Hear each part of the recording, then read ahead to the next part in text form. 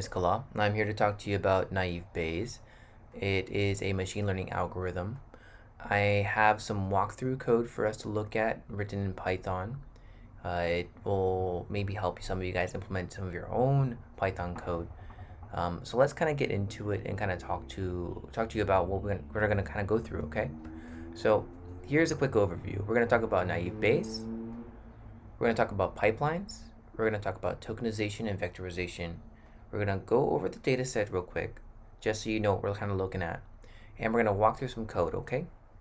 So let's first touch on naive Bayes, which is the main portion or the main meat of this, I guess, this quick overview or on naive Bayes. So what is naive Bayes, right? Well, it's a supervised learning technique, so that means there's human intervention. Basically, we're telling the machine what to learn. We're telling the computer what to learn. We use it for classification and regression, which is basically just like, I give you a bunch of things and you tell me what it is, right? Or I give you all these things and you tell me how much it is, right? That is a good way of thinking about classification and regression, right? And the unique property of naive Bayes is it uses probability to make predictions, right? So let's say we're in an apple orchard and I'm looking around and I see something that is red, it is round, it is on the ground. There's a high probability in your mind that you thought that it would be an apple, right? It just makes the most sense, right? But it's all probability based. So there's a chance that it could be something else, maybe a ladybug, you know? There's all sorts of things it could be. But naive Bayes is good at looking at things in certain contexts, right? So let's kind of see what it's used for in the real world, right? Well, naive Bayes can be used exactly as described. You can use it to look at things of those features like, oh, it's small, it's red, it's on the ground, you know. But that doesn't necessarily mean that it's what we always use it for. I think most people actually use naive Bayes for text classification. So that's what I'm going to kind of cover. And on top of that, I need to talk to you about its strengths. So it's very good at text-based classification. I think it outperforms many different types of classification techniques for text classification, to be honest. Something awesome about naive Bayes too is it's very scalable. It is something where if you add more data points, you don't need to rebuild the entire machine learning model that is containing its data to make those predictions. You just can add those points in, right? So it works really good with small, medium, and large size data sets, but it has really good performance on small and medium too. So some data sets need, or some machine learning models need huge data sets to learn something from. Naive Bayes, because of the way it is made, it doesn't necessarily need those larger data sets. It just needs enough data points to kind of start to capture the probabilities of certain things being certain things, right? Now, if you want more information about this, there's tons of good resources all over YouTube. I even made my own video on the maths behind naive Bayes and how it can do some of its classifications, right? And the one thing about naive Bayes that you should know, right, is it assumes features are independent of each other. And this is why it's called naive, right? In the real world, even like the example I brought up, right, about something being red, being round and on the ground, like those things could be related somehow. And if they are related, naive Bayes is not going to really catch those relationships, right? Or a good example would be like, say we're trying to classify between if it's a cat or not, right? We might see that the cat is fluffy, or not the cat is, we just see something that's fluffy, it has paws and has whiskers, right? These features might not necessarily be independent.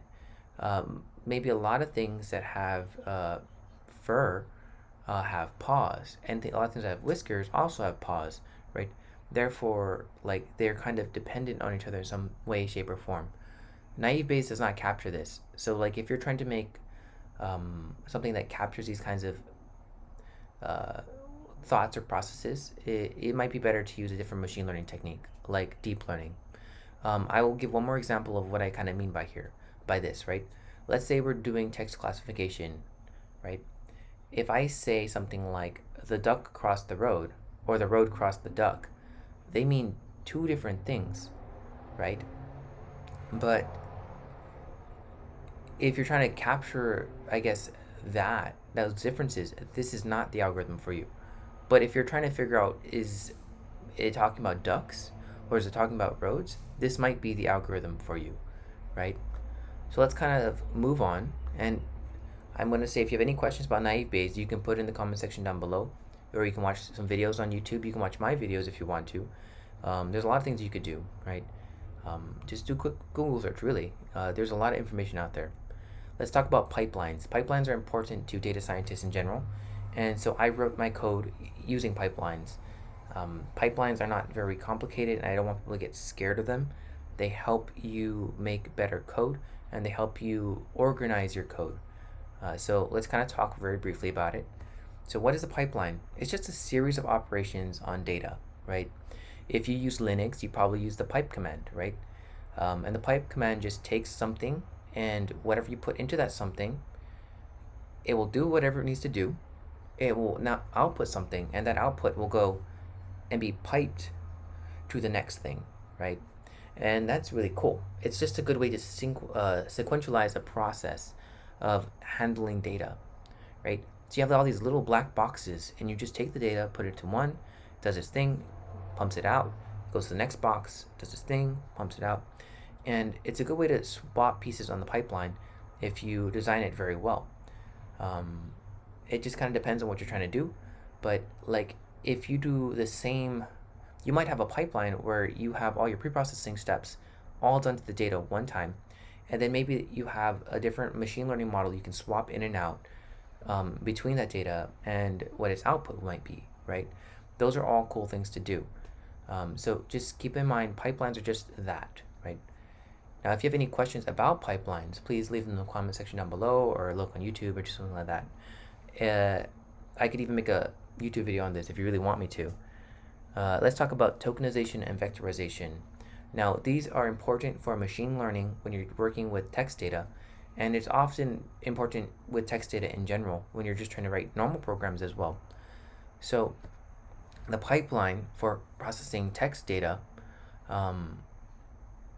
for one of these machine learning models are typically as such, right? So we're going to load the text data, wherever that's from. And then we're going to tokenize the text data, which means breaking the text data up into its individual words, right?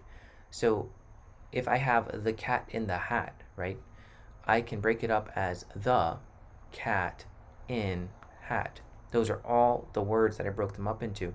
They're no longer a sentence. They're not one complete structure. They are now just these words, right? And then what we want to do with that data is we want to vectorize it, right? The tokenized text data, we want to vectorize it, meaning we want to put it into some kind of form that is compatible with our models, right?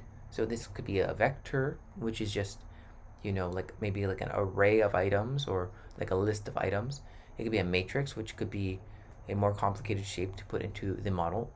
But the main thing is we can take this data and we can put it in a way that is understandable or comprehensible to whatever model we're using, right? So let's move on. So I'm going to show you the data set, because I think showing data sets and what they kind of contain are important when talking about machine learning, because what I'm doing in my data set might not be what you do in your data set, right? So it's from Kaggle, right? And it was scraped off Reddit, and there's about 30,000 points of data in it, and there's two columns, and these two columns contain things. It contains text, which is a Reddit post, and it contains a label, which is what we're trying to categorize new things on when we send it to our model. And so we can go to Kaggle. I already have opened right here, right? And these are our labels. We have animals, compliments, education, health, heavy, emotion, jokes, love, politics, religion, science, and self. All of these things are what you could categorize things as, right? And then the other column would be, I guess, text document, or the text, or the Reddit post, I guess. So if we scroll through, we can even see the percentage of samples per class, which is important because sometimes if you have too much samples from specific classes, you can kind of weigh your data in a certain way, right? Like if you took an average, like most, like if I had to pick into these things at random, uh, 13% of the time I would say that it's heavy emotion, and I should be correct, right? So what I'm trying to say though is, if your model predicts worse than the samples, right, it's probably not very accurate at all. So let's move on. So this kind of shows us a little breakdown, right? And so I'm just going to try to scroll down on the actual screen. So it kind of shows us what the model looks like. So this is obviously the CSV file. And so you'll see that one column has like the label, and the other column has the text. And if I go over here, I can actually look at it, and I have different options. I use the .csv. If you feel more comfortable using JSON, Kaggle is a great resource. But if I even check out the JSON, let's see if I can, it's not letting me choose the JSON today. Well, that's fine. Oh, I can just choose like that. That makes sense, right? Then I can actually see the entire text. So if I really wanted to look at things like, this is, the string is, I am such an idiot, and it's, I guess its tag is heavy emotion, right? Same thing with this. It's this is the what it's about, and this is the tag. It's about politics, right? So we can read things and kind of see what's here. You can use this as a preliminary thing to kind of look at what you want to do with your data. But now that you have a better idea of what we're looking at, let's kind of jump into the code itself, right? So let's scroll on over. I will kind of quick fire go through everything I imported to make this work today. So I'm importing exit from system, and all it does is it gives me opportunity to exit when on some of my code. I did try to bulletproof it a bit more. So because of that, I need to be able to call exit if it's doing something it doesn't need to be doing or shouldn't be doing. I import numpy because it is a standard data scientist workaround for using things such as vectors and such. It's very awesome, and it's a very good math tool, right? I also use pandas. Pandas is a thing that works with data frames, which is really awesome as well, right? I use a lot of things from Sklearn. I use something from the feature extraction specifically for text, and it's called the TFID vectorizer, and I just renamed it as TextWeight because I really what it does is it takes the text, and you can send it text information, and it will tokenize it for you. After it tokenizes it, it will turn into a vector. Then it'll take that vector and it'll make counts out of them, right? So that's what it's really doing. So that's why I call it text weight. It's just taking the words and counting how many of each kind of word there is, right? I also imported pipeline. Pipeline is exactly what I was talking about earlier, where it takes the output of one and puts into the other, which is perfect because what I'm going to do is I want to send the text document to the vectorizer, and then I want to send the output of the vectorizer into my my machine learning model, right? Then I import naive Bayes, right? And I import the multi-normal version of it because I think that would work best for our model. There's many different versions of naive Bayes. This is just the one I thought would be the best. And if you want to know more information about that, you're going to need to do some research, or you can watch some YouTube videos or things of that nature, right? And then I have some other stuff, but most of this stuff is just for saving and loading a model. I don't want to have to retrain a model if it already exists. As well as if I have a model, I want to save it, And then I import something with matplotlib to do some graphs and such. Then I also, I import warnings because I have some deprecation issues. I am running a newer version of Python, and some of these features are not meant for this version, but there's nothing wrong with this version. It's working completely fine, so I just use it to kind of get rid of those warnings for us, right? So the main function, I don't need to really explain what's going on here. All it tries to do is it tries to see if there is a model available. Let's load the model in, and if the model's not available, let's make the model. And that's pretty much it. Then after that, it brings it into a mode where we can actually send in our own text data that we can type in the command terminal, and it will classify that data, right? Let's scroll down and look at how we actually build the model. So let's say the model doesn't exist yet. So the first thing we need to do is we need to read the data in, right? And so Pandas has this really nice functionality where it can read in CSV files. And so I do that. I read in the data and I store it into the data variable. From there, right, I do a print statement and just kind of shows somewhat of like what the data would look like in case like you were running this at home and you didn't have access to the Kaggle. You can kind of see a quick glance of what it looks like. And then it sets the targets, and the targets are just the labels, right? And what I do is I look at the data and I go look for the context and topic column, and I go through the entire column and look for all the unique values there.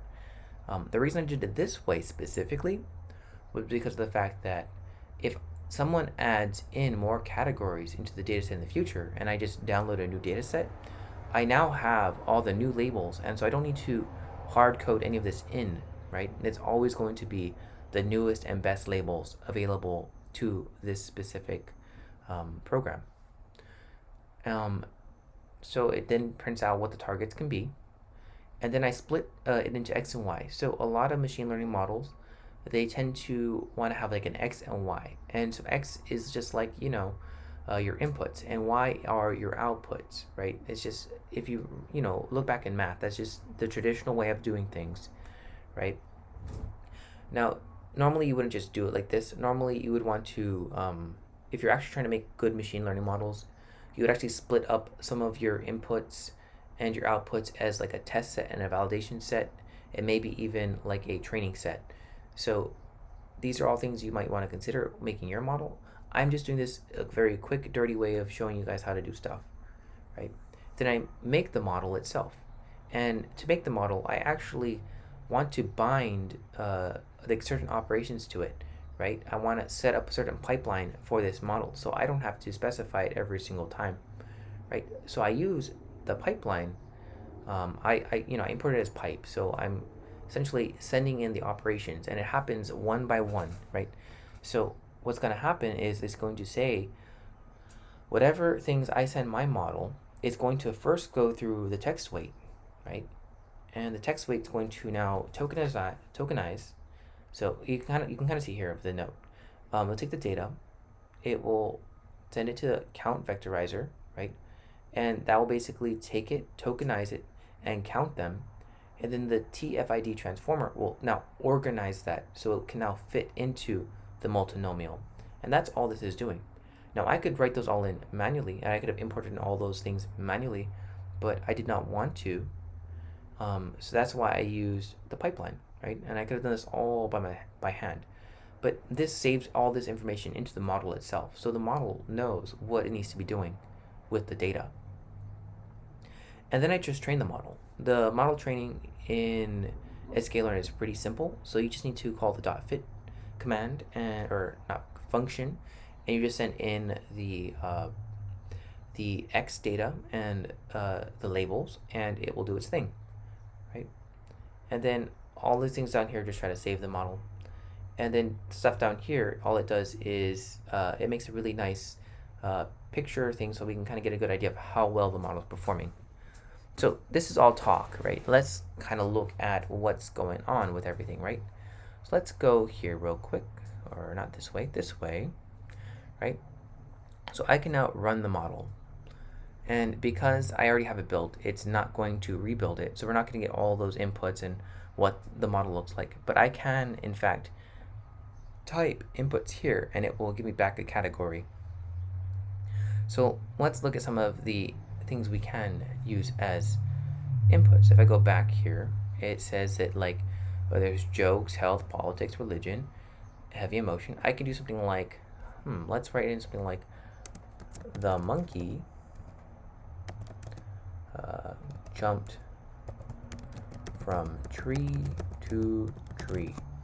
Hit enter, and it knows to categorize that as animals, meaning our data set properly covered that monkey is an animal, and it is probably trying to talk about animals, right? I could say the chicken crossed the road, and it knows that the probability of these words coming together is probably something to do with a joke, right?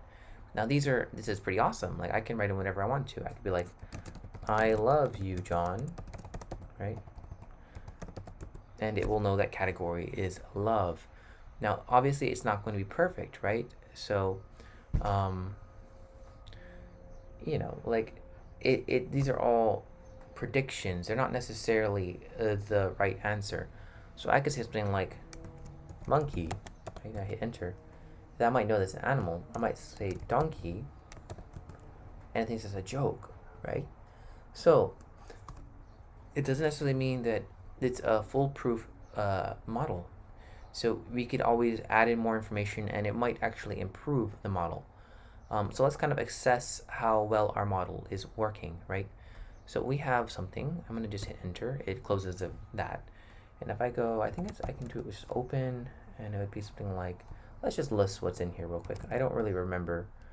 Open, and I'm gonna just call it, I don't actually, oh, I guess it's confusion matrix.png, and that should open that for us, right? And this is the confusion matrix. The confusion matrix just is looking at the predicted labels versus the real labels, right? And what you want to have is this really nice column going right down the diagonal. And what that means is it's predicting very, very accurately. So if you look at the politics column, this is the true label of what it was, and this is what it thought it would be, right? So this is what it predicted it to be. And it's saying that it predicted pretty well. If you look at all these other columns, yeah, it's getting a little messed up with science and maybe self, but not too bad. If you look at the love on the true and you look at the predicted label, you see it's pretty good. So we can go all the way down and look at this stuff, right? So I want you to notice a few things about this, right? First off, we have this really blue line kind of coming up and down on the heavy emotion, right? Meaning it's having a very hard time classifying these things. Like, look at these numbers. Like, over here for politics, it's very good at classifying those. Like, all these numbers are like, 1, 2, you have a few 20s, but these are like in the 400s, right? That's nuts, so that's one of the things we want to notice. And I think part of that is because of the fact that if you go here, heavy emotions do occupy the majority of the things here. So it needs to basically learn how to distinguish between these smaller things, right? Which is quite hard to do. So that's something, right? And let's look at the other one that would have some issues. Religion. Let's go look at the religion. We're going to look at religion real quick. So we're going to look at religion, and we're going to look at the other column over here, and we'll see that religion is also one of the ones that are having a hard time with the categorization. Like, these things are all well above single digit numbers. Like, if you look around, most things have single digit numbers, but it looks like religion is one of the ones that are having a hard time. Now, it looks like this model is pretty good, and I'm pretty stoked that it works this well. Now, this is kind of just a general overview, so I hope you guys enjoyed this video. This is pretty much the end. I want to make sure that you guys all understand what naive Bayes is. I definitely would like you to leave comments down in the section or the comment section down below. Let me know what I can do to improve these videos, as well as what would you like to see from the content I make. But yeah, I hope you guys have a wonderful day, okay?